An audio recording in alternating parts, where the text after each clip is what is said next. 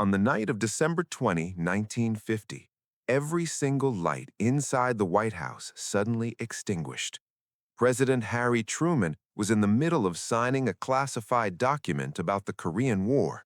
Secret Service agents drew their weapons in complete darkness.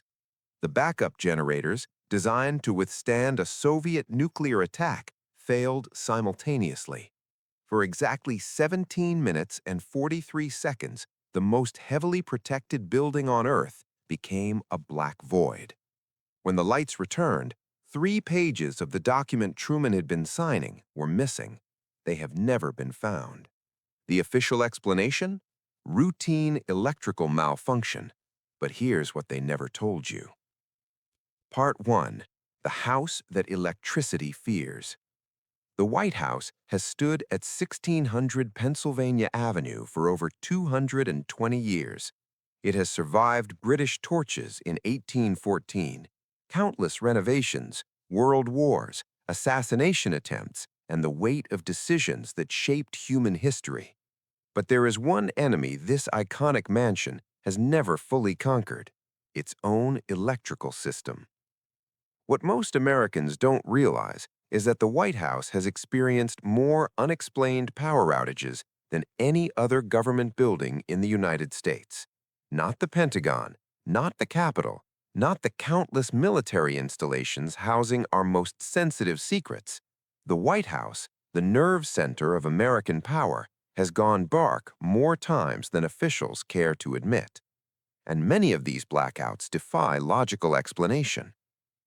To understand this phenomenon, we must first travel back to the late 19th century, when electricity itself was still a terrifying novelty for most Americans. President Benjamin Harrison, who served from 1889 to 1993, was the first commander-in-chief to have electric lights installed in the White House. The year was 1891, and the Edison Electric Company had just completed what they called the most sophisticated residential electrical system in the world. Harrison was reportedly so terrified of the new technology that he refused to touch the light switches. He and his wife would often go to sleep with every light in the White House blazing because neither of them would dare approach the controls. Staff members were assigned the sole duty of turning lights on and off. But the Harrisons' fear may have been more prophetic than paranoid.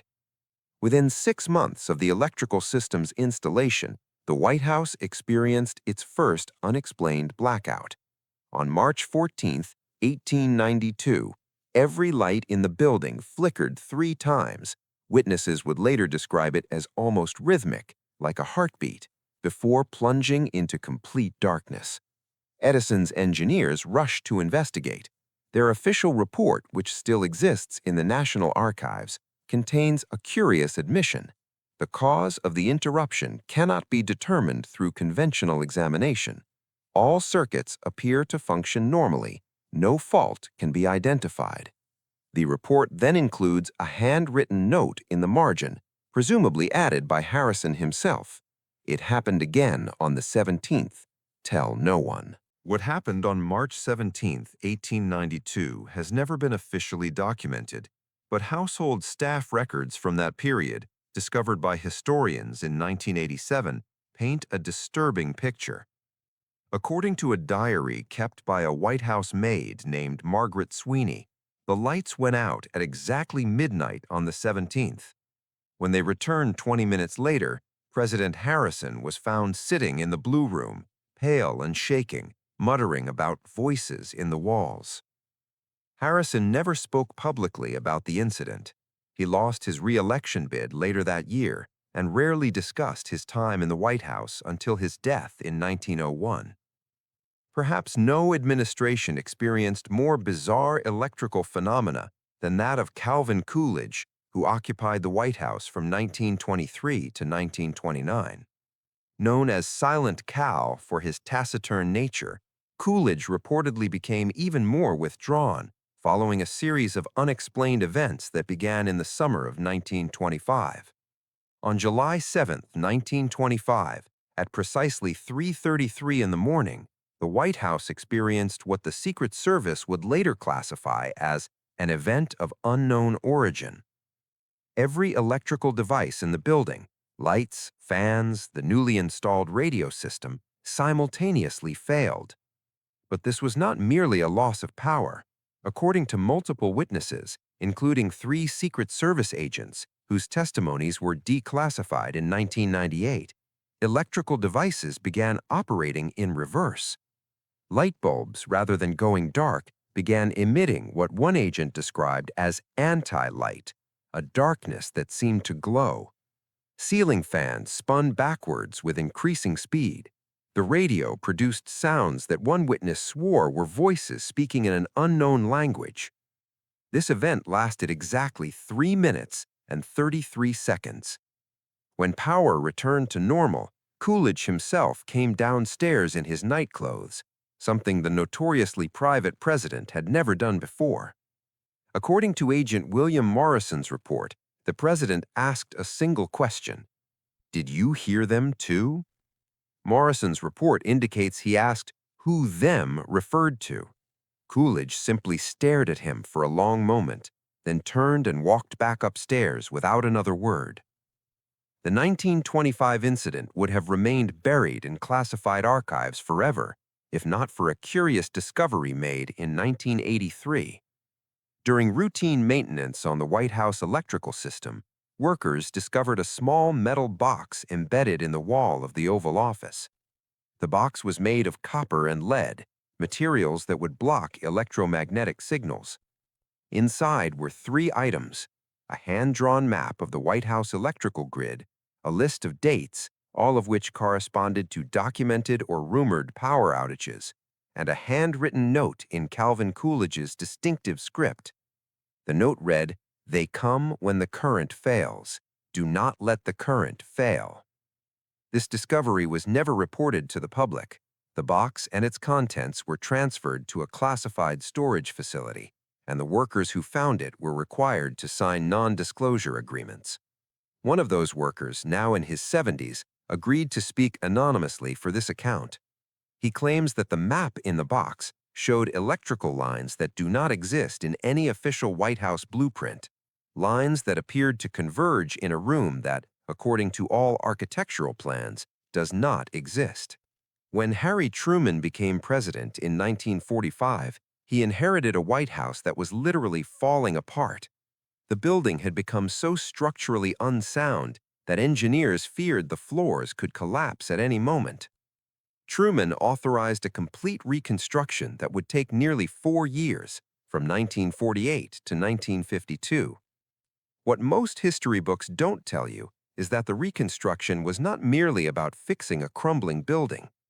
Declassified documents from the Truman administration reveal that one of the primary goals of the renovation was to completely replace the White House electrical system, a system that had become, in the words of one memo, unpredictable and potentially compromised.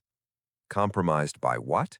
The documents don't say directly, but they reference incidents dating back to 1892 and contain multiple references to something called Protocol Darkness, a term that appears nowhere else in government records. The reconstruction involved gutting the entire interior of the White House while preserving the outer walls. Every wire, every fixture, every electrical component was replaced with the most advanced technology available. Engineers installed redundant backup systems, including generators that could supposedly power the building through a nuclear attack. But here's what the official history doesn't include. During the reconstruction, workers reported numerous unexplained phenomena. Equipment would fail inexplicably. Tools would disappear and reappear in different locations. Several workers reported hearing voices coming from walls that had already been demolished.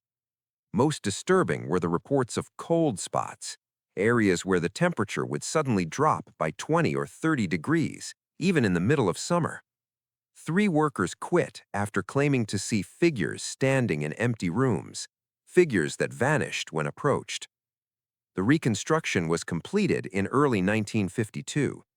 Truman declared the new White House to be the safest building in the world. The new electrical system was designed to be completely fail-safe. It failed within 8 months. On the night of December 20th, 1950, while the reconstruction was still ongoing, but the electrical system had been partially activated, President Truman experienced the 17-minute blackout that would haunt him for the rest of his life. Truman was in a temporary office reviewing classified documents about the Korean War.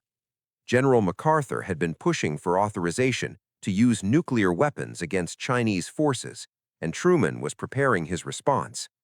At exactly 11:47 p.m., every light in the building went out. Secret Service agents immediately surrounded the president, weapons drawn. But in the complete darkness, no one could see anything. According to later testimony, the darkness was absolute. Not a single photon of light from outside seemed to penetrate the room. Then the sounds began. Multiple witnesses reported hearing what they described as footsteps, but not on the floor, on the ceiling, moving slowly across the room above their heads. One agent, speaking decades later under condition of anonymous, claimed that during those 17 minutes, he felt someone or something brush past him in the darkness. The temperature in the room dropped so severely that he could see his own breath when the lights finally returned. When power was restored at exactly 12:04 a.m., Truman found that 3 pages of the document he had been reviewing were missing. The pages had been sitting directly in front of him on the desk. No one had entered or exited the room. The windows were sealed. The documents, which concerned nuclear deployment protocols, were never recovered.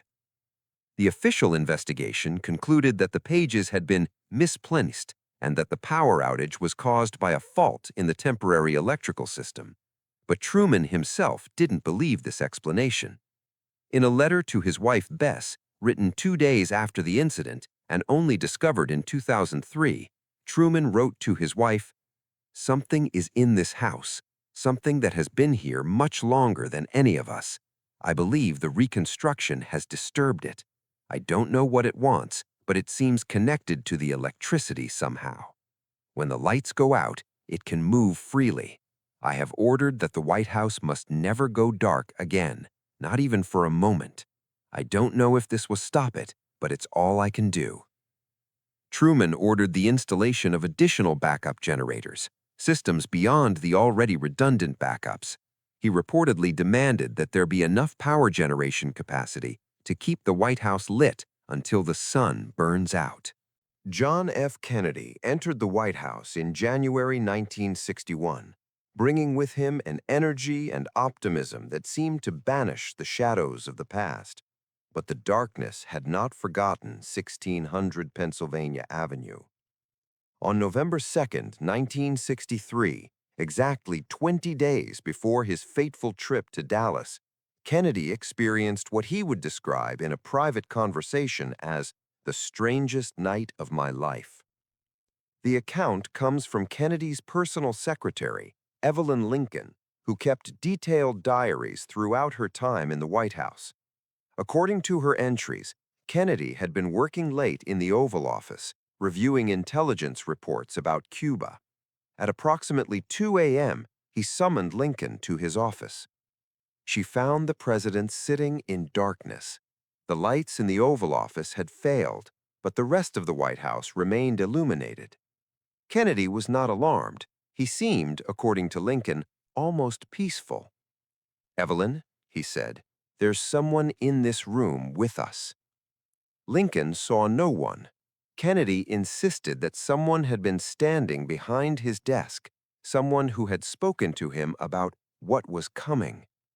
When Lincoln asked what that meant, Kennedy fell silent. He would not discuss the incident further. The lights in the Oval Office returned approximately 15 minutes later. Maintenance crews could find no cause for the localized outage.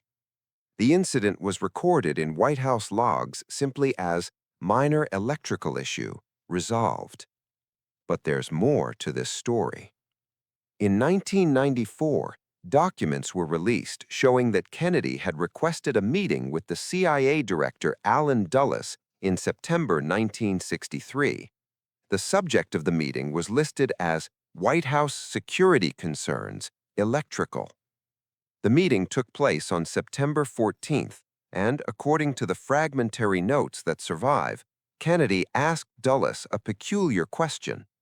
Does the CIA have any records of unusual phenomena in the White House? Phenomena connected to power failures? Dulles's response is redacted, but the notes indicate that Kennedy requested access to files dating back to the 1890s, files that, according to Dulles, did not officially exist. Did Kennedy discover something in those final weeks of his life?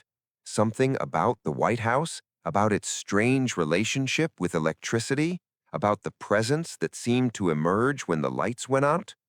We'll never know for certain. But it's worth noting that the White House experienced a massive, unexplained power outage at exactly 12:30 p.m. Central Time on November 22, 1963, the precise moment that shots rang out in Dealey Plaza. The outage lasted only 30 seconds, but it affected every electrical system in the building.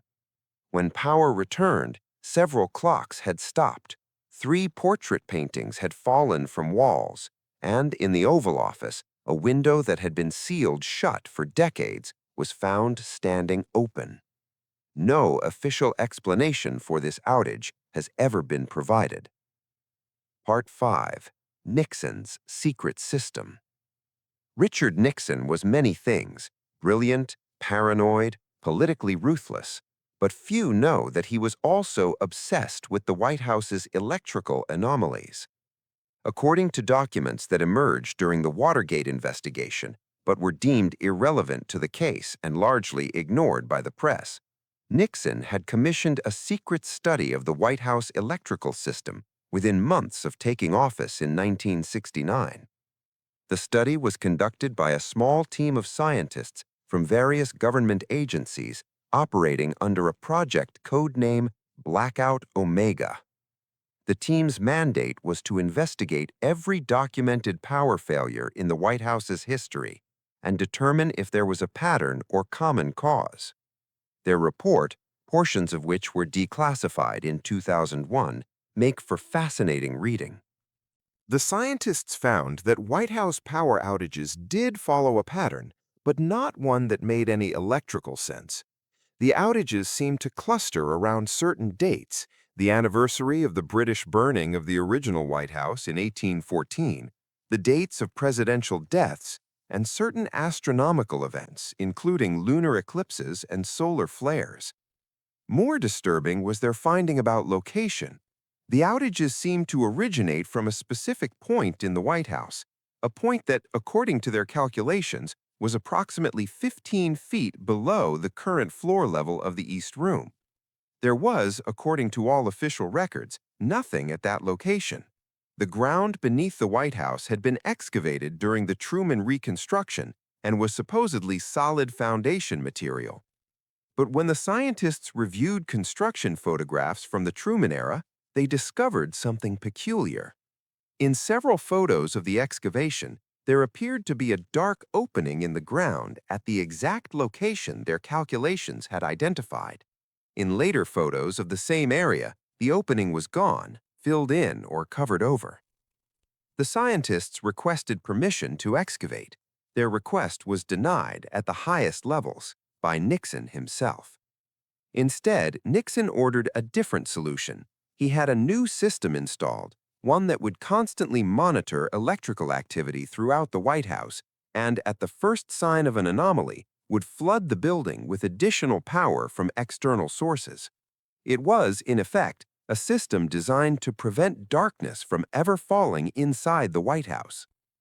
This system, codenamed Eternal Light, cost millions of dollars and was never publicly disclosed.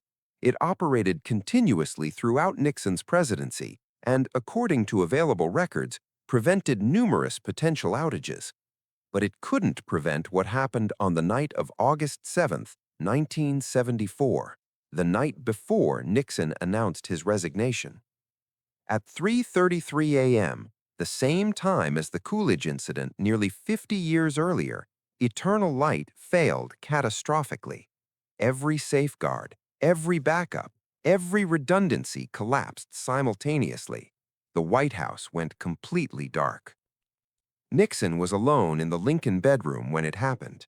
Secret Service agents reported that when they reached him, he was standing at the window, staring out at the darkened city. The outage had somehow affected streetlights for several blocks around the White House, something that should have been electrically impossible, as those lights were on completely separate power grids. According to one agent's later account, Nixon was speaking when they entered, speaking as if to someone in the room, though no one else was visible. The agent could only make out fragments. Cannot change what has already been decided. The House has its own judgment. When the lights returned 12 minutes later, Nixon asked the agents to leave him alone. He spent the rest of the night writing. The next morning, he announced his resignation. In his post-presidency interviews with David Frost, Nixon was asked about his final night in the White House. He paused for a long moment before answering. "There are things about that house that no one understands, things that have been there since the beginning. I don't think any president truly leaves the White House. I think part of us stays there, in the walls, in the wires, in the darkness." Frost thought Nixon was speaking metaphorically. Perhaps he wasn't. Jimmy Carter prided himself on his rationality. A nuclear engineer by training, Carter approached problems with scientific rigor. He had no patience for superstition or unexplained phenomena. His attitude changed on the night of March 15, 1978. Carter had been in office for just over a year, and the stress of the presidency was beginning to show. The economy was struggling, and the Iran crisis was looming on the horizon. Carter had developed a habit of working late into the night, often not retiring until 2 or 3 in the morning. On this particular night, Carter was in the Oval Office reviewing energy policy documents. Ironic, given what was about to happen. At approximately 1:30 a.m., he noticed that the lights had begun to dim. Not all at once, but gradually, almost imperceptibly, as if the energy were being slowly drained from the room. Carter called for a maintenance check, but before anyone could respond, the lights stabilized. Then something stranger happened. The lights began to pulse, dim, bright, in a pattern that Carter, with his engineer's mind, immediately recognized. It was Morse code. Carter grabbed a pen and began transcribing. According to his personal diary, portions of which were released by the Carter Library in 2015, the message read, "Below the room of lines, the first resident waits. Do not dig." The message repeated 3 times, then stopped. The lights returned to normal. Carter immediately ordered an investigation. What was the room of lines? What was below it? And who or what was the first resident? The investigation, conducted in secret over the following months, reached several conclusions. The room of lines was believed to refer to the White House map room, which had been used by Franklin Roosevelt during World War II to track battle lines across the globe. Below the map room was the foundation area identified by Nixon's Blackout Omega team, the location of the mysterious opening that had been photographed and then apparently filled in during the Truman reconstruction. But the first resident proved more disturbing. Historians working on the investigation discovered that before the White House was built, the land had been home to a small farmhouse belonging to David Burns, one of the original landowners in the area that would become Washington, D.C. Burns had sold his land for the construction of the new capital city, but had been promised that his family could remain in the farmhouse until the president's house was ready for occupancy. David Burns died in 1999, a year before the White House was officially completed. According to sparse records from the period, he was buried on his property, the exact location of his grave lost to history. The investigation team theorized that Burns's remains might still be somewhere beneath the White House, and the Morse code message seemed to be a warning: do not dig. Carter, ever the rationalist, was reportedly shaken by these findings. He ordered the investigation closed and its findings classified. He also ordered that no excavation of any kind would be conducted anywhere on the White House grounds during his presidency. The Morse code message was never explained. Who or what had sent it? How had it manipulated the electrical system to communicate in a code that had not even been invented when David Burns died? These questions remain unanswered. Carter never publicly discussed the incident, but in a 2019 interview conducted when he was 95 years old, Carter was asked about unexplained events during his presidency. He paused for a long moment, his eyes distant. He finally said, "There are things that I experienced in the White House that I have never told anyone, things that I still cannot explain. I am a man of science, but I am also a man of faith, and I have come to believe that there are presences in this world, in that house, that exist beyond our understanding. I hope whoever lives there now respects them, because they do not like to be disturbed." The Reagan administration experienced more documented electrical anomalies than any other in White House history, but it also conducted the most extensive cover-up of those anomalies. Declassified documents from the Reagan Library reveal that between 1981 and 1989, the White House experienced over 200 unexplained electrical events, ranging from minor flickering to complete system failures. The Secret Service created a new classification category for these events, Electrical Incidents of Unknown Origin, or EIEOs. Reagan himself seemed oddly comfortable with the phenomena. Nancy Reagan, who was known for her interest in astrology and the supernatural, reportedly told friends that the White House had its own personality and that she and her husband had come to terms with it. But not all of the Reagans' experiences were benign. On the night of March 30th, 1981, the day Reagan was shot and nearly killed by John Hinckley Jr., the White House experienced a massive power failure at the exact moment the assassination attempt occurred. This was publicly reported as a grid failure caused by demand surges as news networks rushed to broadcast updates about the shooting. But internal documents tell a different story. According to Secret Service logs, the power failure was not caused by external grid problems. It originated inside the White House, specifically in the area beneath the map room. Every circuit breaker in the building tripped simultaneously, something that should be electrically impossible as the circuits are designed to operate independently.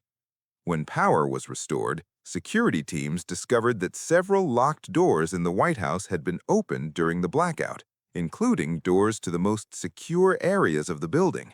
No one had opened them. The locks had not been forced. The electronic access logs showed no entries during the blackout period. Most disturbing was the discovery in the Lincoln bedroom. On the bed, which had been neatly made before the blackout, was a handwritten note. The paper appeared to be antique. Testing would later confirm it dated to the mid-19th century. The handwriting matched samples from Abraham Lincoln himself. The note read, "He will survive. The House requires him for now."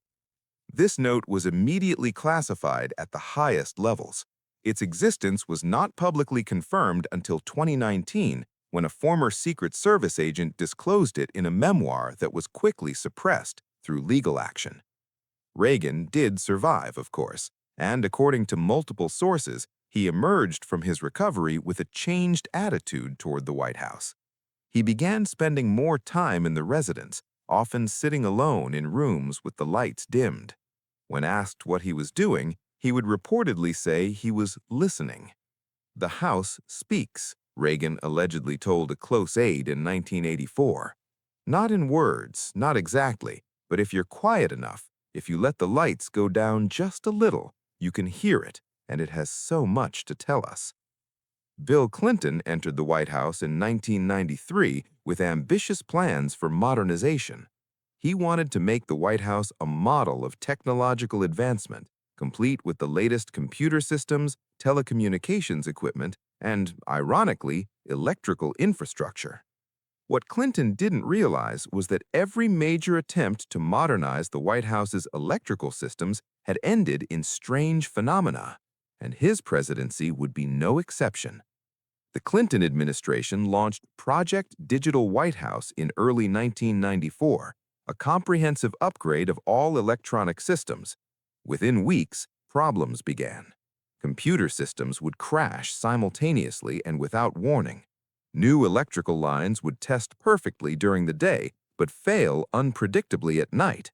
Equipment would malfunction in specific rooms, always the same rooms, while functioning perfectly elsewhere.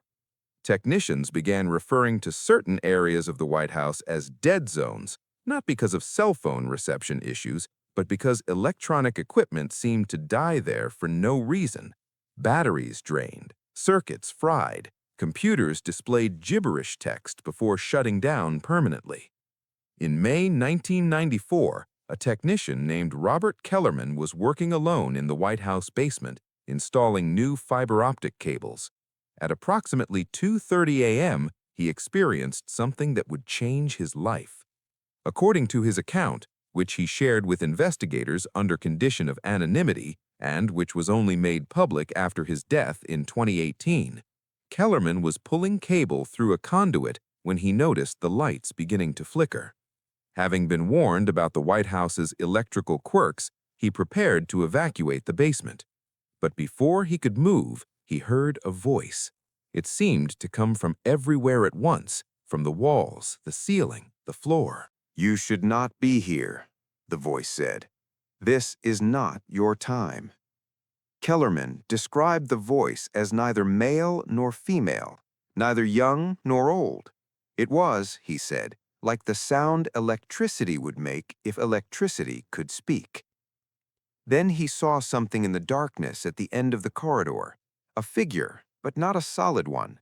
It seemed to be made of light and shadow simultaneously, constantly shifting, never quite resolving into a recognizable form. But Kellerman was certain of one thing: it was looking at him. He ran. When he reached the main floor, all the lights in the White House were off. Secret Service agents were scrambling to restore power. The outage lasted only 4 minutes, but when it ended, the fiber optic cables Kellerman had been installing were gone, vanished as if they had never existed. Kellerman quit the next day. He refused to discuss what had happened until he was on his deathbed 24 years later. Even then, he could not explain what he had seen. He only said that he knew with absolute certainty that something lived in the White House, something that had been there since before there was electricity to fail. The Clinton administration eventually completed Project Digital White House, but at tremendous cost and with numerous compromises. Several planned installations were simply abandoned. Certain areas of the building were classified as off-limits for electronic equipment, without public explanation. Clinton himself experienced at least one personal encounter with the phenomena. According to former staff members, the president once emerged from the Oval Office at 3 a.m., visibly shaken. He had been working late on draft language for a speech when all the lights in the office had gone out. When they came back on, Clinton claimed, the text on his computer screen had changed. Words had been added, words he had not typed. The added text was never disclosed, but according to one staff member, Clinton said it was a warning about something that hasn't happened yet. He also said, half-jokingly, whoever wrote it had terrible spelling, like they weren't used to modern English. Part 9. The Millennium Blackout.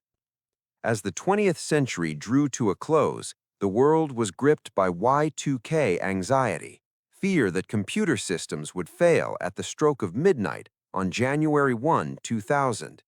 The White House had spent millions ensuring its systems would transition smoothly into the new millennium, but no one had prepared for what actually happened.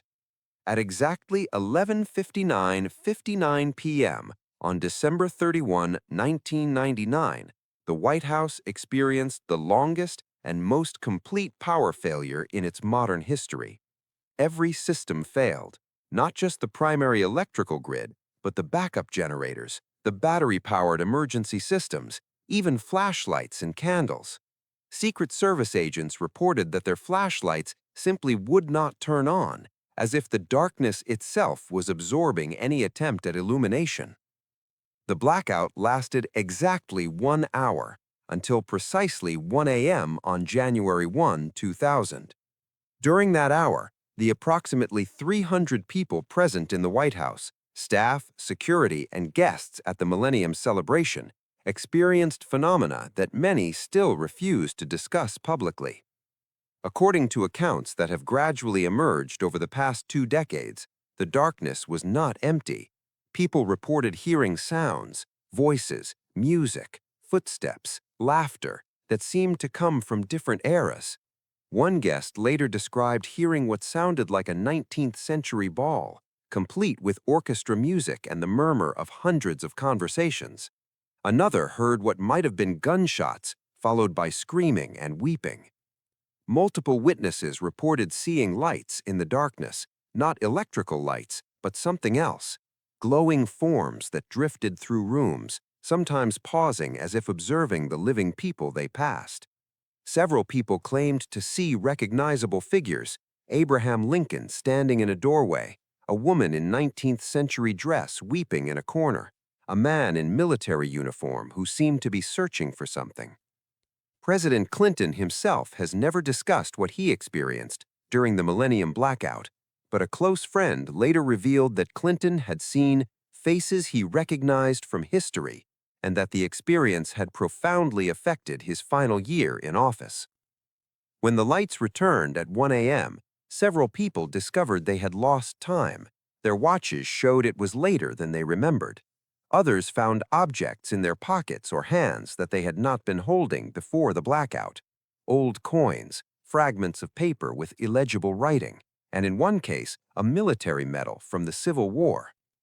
The official explanation for the Millennium Blackout was Y2K-related computer glitches affecting the power grid, but this explanation doesn't account for the failure of battery-powered devices or the strange experiences reported by nearly everyone present.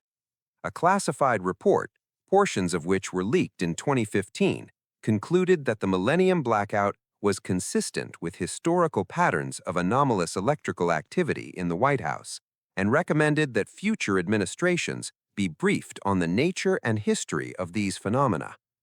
Whether such briefings occur is unknown, but those who experienced the Millennium Blackout emerged with a shared understanding: the White House is not merely a building, it is something else entirely, a place where the past refuses to stay past, where darkness has its own agenda, and where electricity is just one more thing that bends to forces beyond our comprehension. The strange relationship between the White House and its electrical systems has not ended with the new millennium. If anything, it has intensified.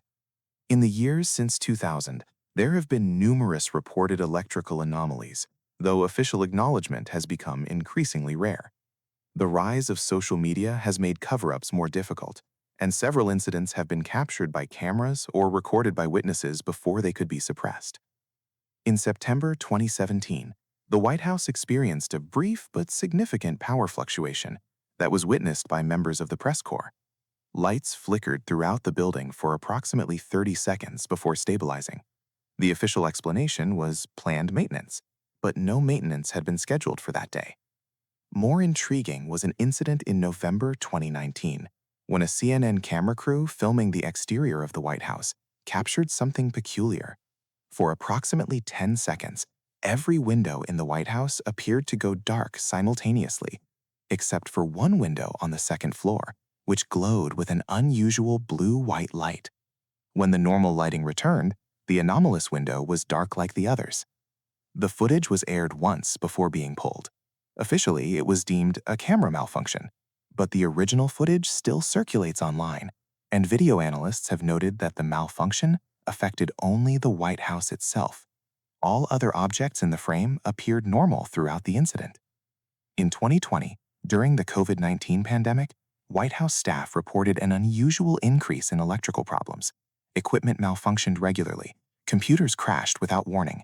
The lights in certain rooms, particularly the Lincoln bedroom and the map room, flickered so frequently that some staff members refused to enter them alone.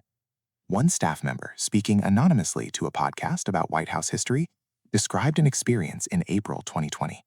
I was in the map room, looking for a document. It was maybe 2 in the afternoon, broad daylight. Suddenly, all the lights went out, which shouldn't be possible. There's so much natural light in there. But it was like the sun had been turned off. And in the darkness, I heard someone breathing right next to my ear. And then a voice that said, "Not yet." Just those 2 words. Then the lights came back, and I was alone. I put in my resignation the next day. Whatever the truth may be, one thing is certain. The White House's electrical anomalies are not random, not accidental, and not easily dismissed. They form a pattern that stretches back to the very first days of electric light, a pattern that suggests something is happening in that building that we do not, and perhaps cannot, understand. The next time you see the White House at night, lights blazing against the darkness, consider this. Those lights are never supposed to go out. There are generators upon generators, backups upon backups, fail-safes upon fail-safes, all designed to ensure that 1600 Pennsylvania Avenue is never, ever dark. Why? What are they so afraid of? Perhaps it's not what happens when the lights go out that worries them. Perhaps it's who comes out when the lights go out. The truth is still there, waiting in the darkness. And the darkness, as always, is patient.